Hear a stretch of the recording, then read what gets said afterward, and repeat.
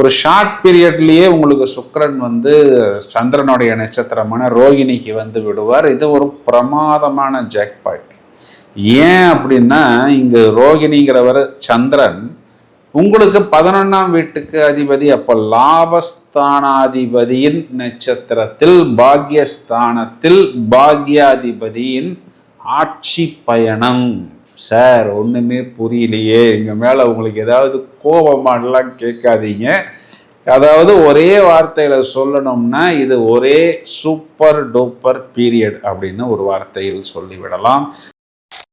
தேடி பார்த்தோம் இதுல மைனஸ் பாயிண்ட் அப்படின்னா 7ஆம் இடத்தில் இருக்கக்கூடிய சாட்டர்ன் உங்களுடைய லைஃப் பார்ட்னரையும் குறிகாட்டுவார், உங்களுக்கு கடன் கொடுக்கக்கூடிய நபரையும் குறிகாட்டுவார், உங்களுடைய குழந்தைகளையும் குறிகாட்டுவார். ஏன் அப்படின்னா அவர் 5th and 6th Lord present in the 7th house. அப்போ உங்க லைஃப் பார்ட்னர், உங்களுக்கு கடன் கொடுத்த நபர்கள், உங்களுடைய குழந்தைகள் உங்களுக்கு அந்த விஷயங்களை, அதாவது உங்க பாக்கியங்களை தூண்டி விடுவார்கள். அப்படின்னா என்ன அர்த்தம்?